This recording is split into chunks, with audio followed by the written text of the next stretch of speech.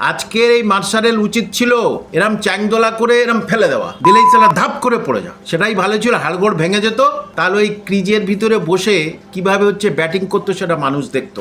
আপনারা বলছেন যে কুণাল ঘোষ ব্যাটিং করছে, ক্রিজের বাইরে এসে ব্যাটিং করা যেতে পারে, তা ক্রিজের বাইরে এসে ব্যাটিং করছে, নিজের নীতি আদর্শ নিয়ে কি ব্যাটিং করছে? 99% তৃণমূলীদের রক্তে এই জিনিসটা আছে, লোককে ক্ষতি করা, শান্তিপূর্ণ জায়গায় গিয়ে অশান্তি করা, অশান্তিপূর্ণ জায়গায় গিয়ে আরও সেখানে এই ককরোচ পার্টির মতো হল্লা করে দেওয়া, এইটাই তো এদের মধ্যে বেশি আছে। যাদের লিডার চোর, চিটিংবাজ, ফেরেববাজ ওই অভিষেক, দিল্লিতে যে যন্তর মন্তরের সামনে ওই কংগ্রেসের সব মহিলারা আন্দোলন করছিল, আপনি দেখেছেন? এদিকে বাঁচছে, এদিকে বাঁচছে, এদিকে চেহারার কি বিচ্ছিরি অবস্থা, সেই দিকে তাকানো যায় না। কানের তালে তালে তাদের বডি ল্যাঙ্গুয়েজটা কি বিচ্ছিরি বডি ল্যাঙ্গুয়েজ, এটা একটা ছাত্রী সুলভ আচরণ। তাহলে তাদের ভায়া হয়ে তাদের সঙ্গে সুতো বেঁধে যারা আবার মিছিলে নামবে, দেখুন গণতান্ত্রিক উপায়ে করুক, কোনো অসুবিধা নেই, কিন্তু শরীরের হেলদোলটা ওরকম হবে কেন? খাবার অর্ডার করা হচ্ছে দিল্লির যন্তর মন্তরে, একাধিক খাবার এসছে, খাবারের পার্সেল এসছে, অর্ডার করা হচ্ছে দুবাই থেকে, বাংলাদেশ থেকে। এইখানে কোথাও কি ডিপ স্টেটের একটা ছোঁয়া স্পষ্ট নয় কি? 100% স্পষ্ট। দেখুন, বাংলাদেশের জামাত যে সে পোস্ট করেছে, সে ওই ককরোচদের সাপোর্ট করছে, কি করে হয় বলুন তো? এই জামাত তো বাংলাদেশ বর্ডার এলাকায়, আমাদের ভারতে বাংলার বর্ডার এলাকায় কিন্তু অশান্ত করার চেষ্টা করেছিল বারবারই। তারা বলেছিল আমার বাংলাকে আক্রমণ করবে, এরাই বলেছিল। তাহলে এরাই যে ওই খাবারের প্যাকেট পাঠাচ্ছে একটাই কারণ, আমার ভারত মাতার মধ্যে একটা অশান্তি ক্রিয়েট হয়ে যাক। আমার বাংলায়, সোনার বাংলায়, যেটাকে শেষ করে দিয়েছে মমতা ব্যানার্জি আর ওই কিছু এক শ্রেণীর তোলাবাজ মুসলমান যারা বাংলাদেশকে সাপোর্ট করত, সেই তারাই আবার কিন্তু উঠে পড়ে লেগেছে যে কি করে এই বাংলায় আবার অশান্তি তৈরি করা যায়। দেখবেন এক শ্রেণীর লুঙ্গি বাহিনীর আবার সাহায্য নেবে, তার ভিতরে বাংলাদেশের লুঙ্গি বাহিনী তো ঢুকে গেছে। এবার এই বাংলার কিছু লুঙ্গি বাহিনী, মমতা ব্যানার্জির হাতে গড়া গুন্ডা বাহিনী, লুঙ্গি বাহিনী, তারা কিন্তু এইবারে উঠে পড়ে লেগেছে যে ককরোচের নামে তারা ঢুকে যাবে। জনমত প্রশংসাপত্র এটা তো তৃণমূলের সময় থেকে ছিল, তারা ওই পয়সার বিনিময়ে সব কিছু করতো। ডিগ্রি কেলেঙ্কারি, মুখ কেলেঙ্কারি, এইসব সার্টিফিকেট কেলেঙ্কারি সব তো তৃণমূলের আমলে। স্যার, কুণাল ঘোষ বর্তমান সময় তৃণমূলের হয়ে ঝোড়ো ব্যাটিং করে চলেছেন এমন একজন ব্যক্তি, তাকে বিধানসভা থেকে বলা চলে প্রায় চ্যাংদোলা করে বাইরে ফেলে দেওয়া হলো। এই বিষয়টা কীভাবে দেখছেন এবং কুণাল ঘোষের প্রতি এই রকম ব্যবহার আপনি কি একটু হলেও অবাক হয়েছেন? না, অবাক হওয়ার কিছু নেই, দরকার ছিল। আপনারা বলছেন যে কুণাল ঘোষ ব্যাটিং করছে, ক্রিজের বাইরে এসে ব্যাটিং করা যেতে পারে, তা ক্রিজের বাইরে এসে ব্যাটিং করছে, নিজের নীতি আদর্শ নিয়ে কি ব্যাটিং করছে? এই কুণাল ঘোষ কম চেষ্টা করেনি আমাকে ডাউন করতে, কম চেষ্টা করেনি আমাকে ক্ষতি করতে। ও আর ওই হেল্পার সোমনাথ, এই দুজনে মিলে প্রচুর চেষ্টা করেছিল, এমন পিছনে দিয়ে দিয়েছি না, শালা বাপ করে দুজনে পালিয়ে বেড়াচ্ছে, এমন দিয়ে দিয়েছি। এতদিন সব করেছিল, তৃণমূলের লোকদের সঙ্গে মিশেছিল, এই বুঝেছিল শালা এই ব্যাপারে, এমন দিয়ে দিয়েছে শালা একদম চুপ হয়ে গেছে। সুতরাং আজকের এই মার্শালের উচিত ছিল এরম চ্যাংদোলা করে এরম ফেলে দেওয়া, দিলেই শালা ধাপ করে পড়ে যা, সেটাই ভালো ছিল, হাড়গোড় ভেঙে যেত। তাহলে ওই ক্রিজের ভিতরে বসে কিভাবে হচ্ছে ব্যাটিং করতো সেটা মানুষ দেখতো, যে ব্যাটিং করে, ব্যাটিংয়ের মধ্যে তো অত মিথ্যাচারিতা থাকলে ওটা ব্যাটিং বলে যে। সুতরাং মার্শালের উচিত ছিল, আরও অনেকে তাদের উচিত ছিল একদম চ্যাংদোলা করে সেই এরম উপরে যেমন গ্রামে ফেলে দেয়, ধাপ করে ফেলে দিলে হাত পা দুজনটা ভেঙে যেত। আমার বন্ধু লোক, আমি তো বলছি বন্ধু, কিন্তু বন্ধু তো আপনি কথা বলছেন, হ্যাঁ এটা বলতে বাধ্য, কারণ বন্ধুত্ব ছিলাম। ওই আমার ক্ষতি করার চেষ্টা করেছিল খুব, ওই আমার ক্ষতি করার চেষ্টা করেছিল। দলটা যখন ছাড়লাম, ওই মিথ্যা প্রতিশ্রুতি দিয়ে আমাকে আবার দলে নিয়ে গেল। এরম ধরনের, আমি বাংলা কথা বলো, মিথ্যাবাদী কুণাল ঘোষ। কেন বন্ধুত্ব ছিল সেটাকে কেন আমি রিজাইন দিলাম সাংবাদিক সম্মেলন করে, কেন আমার কাছে দুদিক থেকে পাঠালো, মমতা ব্যানার্জির দিক থেকে ফোন, অভিষেকের দিক থেকে ফোন, কে ছিল পিছনে? কুণাল ছিল। তারপর ও নিজে ফোনে কথা বলালো। কেন এই দ্বিচারিতা?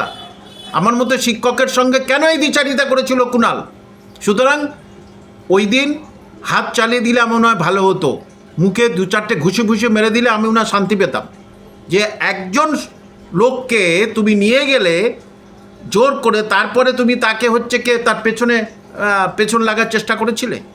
যে সুতরাং দ্বিতীয়বার হলে আমি বলবো মার্শালকে একদম হাত পা ভেঙে, ওই লাঠি দিয়ে হাত পা ভেঙে দিয়ে বাড়ি পাঠিয়ে। আপনি যেটা করতে পারেননি সেটা মার্শালকে করতে বলছেন? হ্যাঁ, মার্শাল করতে বলেছে, মার্শাল পেরেছে, কারণ তখন ক্ষমতাধর ছিল। ক্ষমতাধর থেকেও কিছু করতে পারেনি, একটু কষ্টকর আছে। আমি তো আর ঘুষখোর আর 2 নম্বরই লোক না যে আমার পিছনে লেগে কিছু করবে। এখন লাগুক দেখি, এখন লাগুক। হে সোমনাথ সে তো কোথায় পালিয়েছে, তো খুঁজে পাইনি আমরা। লাগুক, কারণ তৃণমূলের যারা আছে, আপনি দেখুন তো কোন পাড়া তৃণমূলের কেউ সে ঘরে আছে? আর সব পালিয়ে পালিয়ে বেড়াচ্ছে।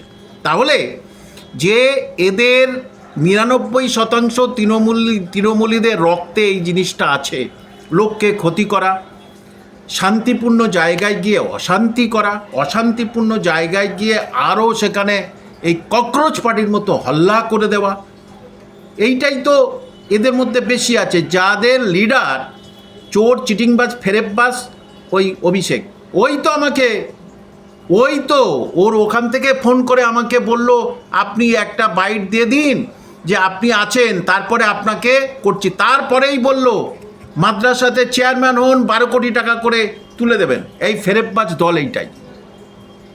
স্যার, কাল দুপুর 2:30 নাগাদ শিয়ালদা থেকে ধর্মতলার উদ্দেশ্যে একটি যাত্রা রয়েছে, ছাত্রদের যাত্রা। ভারতীয় শিক্ষা ব্যবস্থা তথা পশ্চিমবঙ্গের শিক্ষা ব্যবস্থাকে উন্নততর করার জন্য এই মিছিলটি মূলত করা হচ্ছে। আপনি কি শিক্ষক হিসাবে কি উপস্থিত থাকবেন? না, একদম না। কেন? এই ককরোচ যদি ওদের সঙ্গে থাকে না, আমি ওর সঙ্গে নেই। কারণ কি, দিল্লিতে যে যন্তর মন্তরের সামনে ওই ককরোচের সব মহিলারা আন্দোলন করছিল, আপনি দেখেছেন? এদিকে বাঁচছে, এদিকে চেহারার কি বিচ্ছিরি অবস্থা, সেই দিকে তাকানো যায় না। কোনো শিক্ষিত, নম্র, ভদ্র, সাধারণ মানুষ, কম শিক্ষিত মানুষও এটা দেখতে পারবেন। এটা ভারতীয় সংস্কৃতির বিরোধিতা। গানের তালে দুলছে, গানের তালে তালে বিচ্ছিরিভাবে দুলছে। আরে গানের তালে তালে আমরা সবাই নাচি, কিন্তু গানের তালে তালে তাদের বডি ল্যাঙ্গুয়েজটা কি বিচ্ছিরি বডি ল্যাঙ্গুয়েজ। এটা একটা ছাত্রী সুলভ আচরণ। তাহলে তাদের ভায়া হয়ে, তাদের সঙ্গে সুতো বেঁধে যারা আবার মিছিলে নামবে, দেখুন গণতান্ত্রিক উপায়ে করুক, কোনো অসুবিধা নেই, কিন্তু শরীরের হেলদোলটা ওরকম হবে কেন? এবং রাজ্যে আন্দোলন করে মমতা ব্যানার্জি তার কিচ্ছু দেয়নি, কিছুই হয়নি। কোর্টের মধ্যে সব কিছু আছে, কোর্টে সব টিকি ধরে আছে। কোর্ট কেসে নিয়োগ প্রক্রিয়া একদম শেষ হয়ে গেছে। সেখানে আন্দোলন করাটা কি হবে বলুন তো? আন্দোলন করতে পারে, কিন্তু সুরাহা কিন্তু হবে না। কিন্তু স্যার এইভাবেই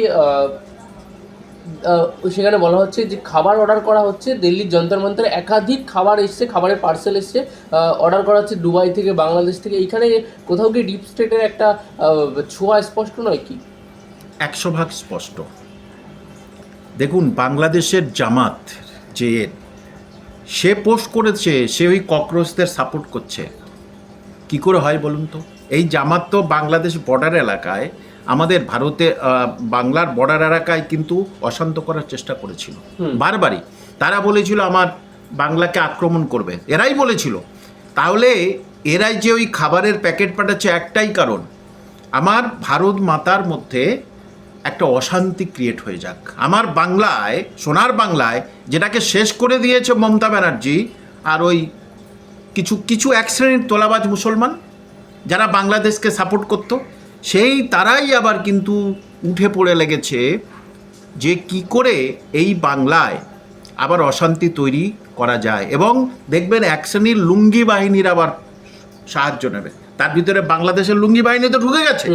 এবার এই বাংলার কিছু লুঙ্গি বাহিনী, মমতা ব্যানার্জির হাতে গড়া গুন্ডা বাহিনী, লুঙ্গি বাহিনী, তারা কিন্তু এইবারে উঠে পড়ে লেগেছে যে এই ককরোচের নামে তারা ঢুকে যাবে। এই তৃণমূলের ছাত্র আন্দোলনে দেখেছেন না, সে ঢুকে গেছে, তাকে হচ্ছে কোন ক্লাসে পড়ো সে বলতে পারে না। হ্যাঁ, কোন ক্লাসে পড়ো সে কিছু বলতেই পারে না। তাহলে এদের মধ্যেও দেখবেন এই কিছু লুঙ্গি বাহিনী নামদার, এরা কিন্তু এর ভিতরে ঢুকে গিয়ে অশান্তি তৈরি করবে, যাতে এই বাংলা আবার একটা নতুন ধরনের কিছু অঘটন না ঘটে। স্যার, এই যে কালকের পদযাত্রাটা ছাত্ররা মূলত আয়োজন করছে, আপনি বাংলার যে সমস্ত ছাত্র আছেন তাদের কি বলতে চাইবেন? দেখুন, তারা কি জন্যে আন্দোলন করছে আমি তো জানি না, আমি বলতে পারবো না। এবং যে যখন আন্দোলন হয়েছিল, যারা আমার আন্দোলনে ডেকেছিল আমিও গেছিলাম, ওই সুমনের আন্দোলনে আমিও গেছিলাম। সুমনের সঙ্গে আমার ব্যক্তিগত সম্পর্ক, আমার মধ্যে ভালো ছিল, ও আমার মধ্যে মনে হয় ও ভালো ছিল আর কি, যা দেখেছি।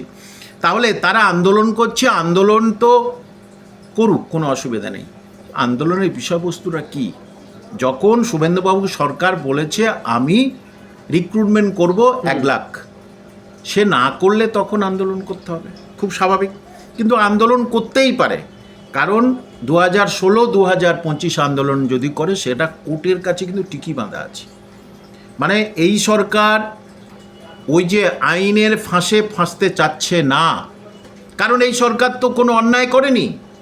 এই সরকার সঠিকটা সঠিকভাবে দিয়ে দেবে, তাহলে সেই ফাঁসটা কিন্তু আটকে আছে। তবে এটা ঠিক, এখনো পর্যন্ত শুনি নাই যে যারা দাগি শিক্ষক শিক্ষিকা তাদের টাকা ফেরতটা হলো না কেন। এটাই কিন্তু আমার শুভেন্দুবাবু সরকারের কাছে আমার জিজ্ঞাস্য, যে তৃণমূল সরকার নয় সেটা করেনি, তার কারণ তৃণমূল সরকার জানতো এখান থেকে আমার কিছু পয়সা আমি কিছু এখান থেকে পয়সা ইনকাম করেছি, তাহলে তাদের কাছে যদি আমি টাকাটা নিই তাহলে তো সমস্যায় পড়ে যাব, তারা নাম বলে দেবে। কিন্তু নতুন সরকার এসে এখনো পর্যন্ত কোর্টের অর্ডারটা ভায়োলেট করে কেন এখনো তাদের টাকা আদায় করছে না, এটা কিন্তু অনেকের মধ্যে প্রশ্ন জেগেছে। স্যার, একটা শেষ বিষয়ে প্রশ্ন করবো। আজ দিনভর বিভিন্ন জায়গায় শহরের জন্মমৃত্যু শংসাপত্র নিয়ে একটা বেশ তল্লাশি চলছে। তৃণমূল জামানায় বেশ কিছু কারচুপি দুর্নীতি হয়েছে এই মৃত্যু শংসাপত্রে। এই জন্মমৃত্যু শংসাপত্রগুলো ছাড়েনি তৃণমূল। দেখুন, জনমৃত্যু শংসাপত্র এটা তো তৃণমূলের সময় থেকে ছিল। তারা ওই পয়সার বিনিময়ে সব কিছু করতো, এটা আমি নিজেই জানি। তারা পয়সার বিনিময়ে যত কিছু কাজ সব পয়সার বিনিময়ে করতো তৃণমূল।